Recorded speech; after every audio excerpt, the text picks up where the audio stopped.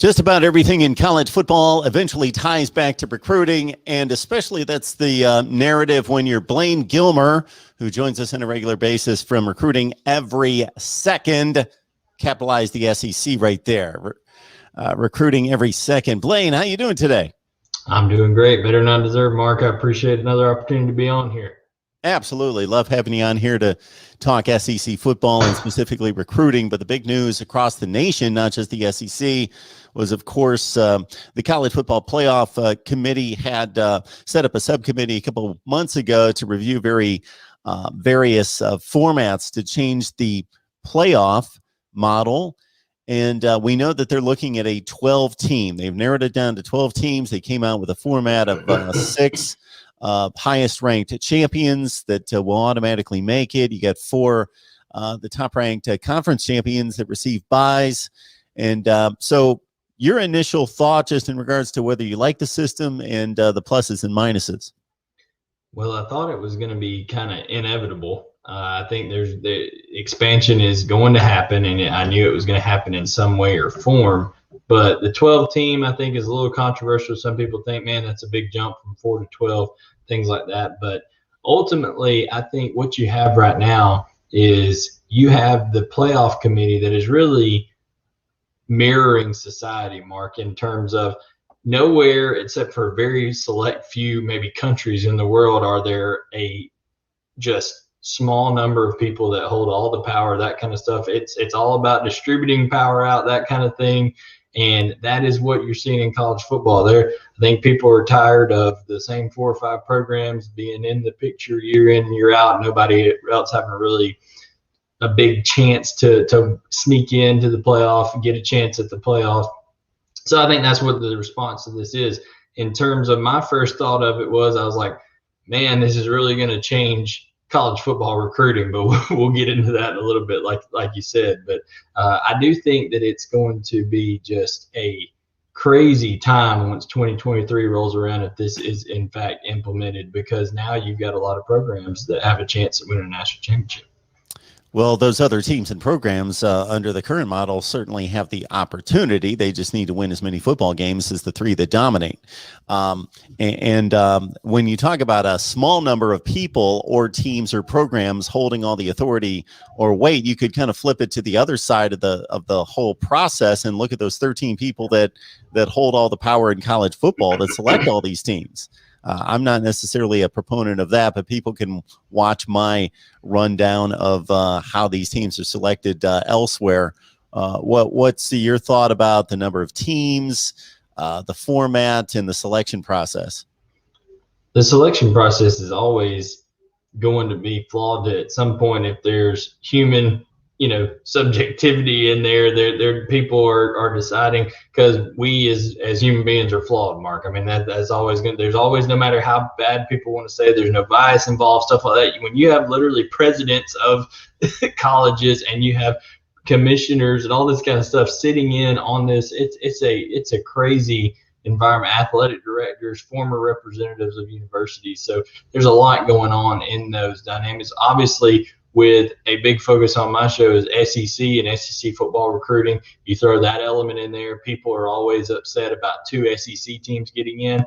Well, think about now, you could have 6 SEC teams get into a 12-team college football playoff. And what's the narrative going to be on that, Mark, once that goes around? So yes, there's going to be some answers to this in terms of more teams are going to have a quote-unquote shot, but is the balance of power really going to change that much is the question you got to ask.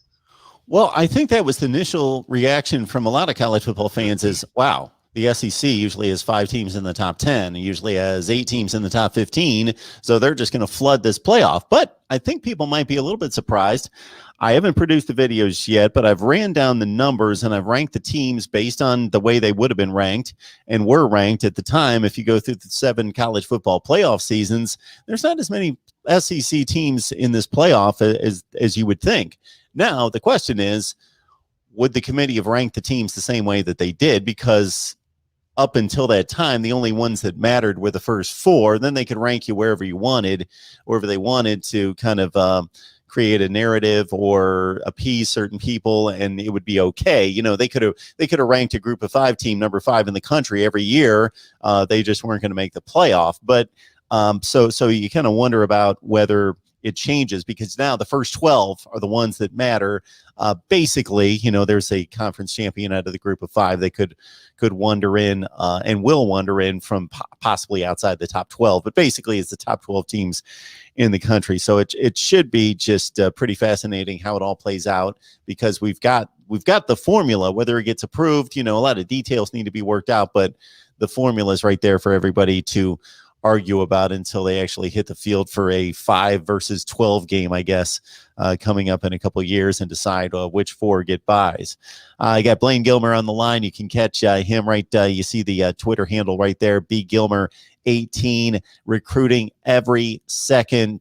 Blaine joins us on a regular basis. We break down the SEC together. It's always a good time. So, Blaine, the playoff format being what it is, we know it's not going to be in play for a couple of years, but really every student athlete that's being recruited right now pretty much knows it's got to be on their radar in regards to, oh, this is the way college football's headed, and it's going to happen. It's not going to reach this type of discussion in the media and then be pulled back. It's going to expand. So how do you think this will impact the SEC?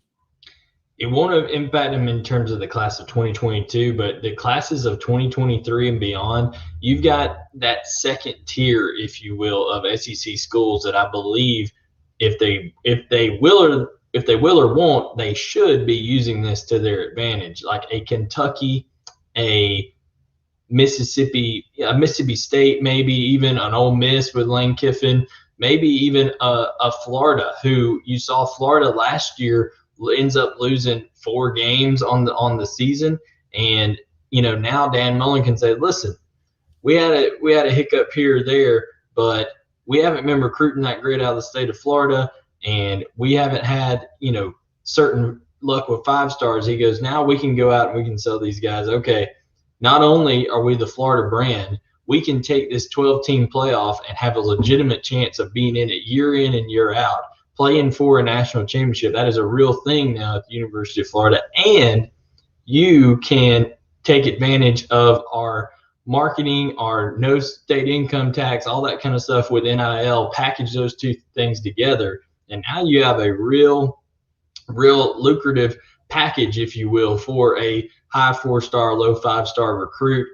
Think about Kentucky with what Mark Stoops has been able to do up there. They're one of the highest producing NFL talent schools over the last 3 or 4 years. I think only 6 or 7 programs have produced more NFL talent than Kentucky has. So now he's got that going for him. He can say, listen, we can lose to just Georgia in the SEC East, finish second, and we got a chance to be number 6 or 7 team in the country. I mean, they really do have a chance, and Kentucky is that talented this year where if they get the quarterback situation figured out, they could be in that situation. 12-game regular season, of course. And if you go through the playoff years, again, 2014 through 20, basically the dividing line for these wild card teams, let's call them at-large teams, is going to be pretty much 9-3, 10-2. Those are the teams that are going to be getting in. This past season, Blaine, Florida, Georgia, and Texas A&M would have all been in the playoff. So you would have had 3 additional SEC teams this past season in a 12-team playoff. Let's see, in 2019, you get in Georgia. You know, Georgia, you kid me, if they continue to do what they've been doing in regards to falling a little bit short in the SEC, but continue to go 11-1, 10-2 every year, they are the perfect benefactor of this system, because they're always going to make the playoff. Yeah, they're perennially number 5, it seems. So Georgia shouldn't be complaining about this one bit. Except the only point I will point out to that, Mark, is I think some guys like Kentucky and things like that are going to pull a little bit of talent away from the Georgias and Alabamas, just because they're able to say, listen, now we can play for a national championship and you can be a bigger fish in kind of a smaller pond. I'm sure they won't quote frame it that way, but that's kind of what it'll be. All Dan Mullen's Florida teams that as soon as he arrived and got them into New Year's 6 bowl games, they would have made the playoffs the last 3 years. Intriguing.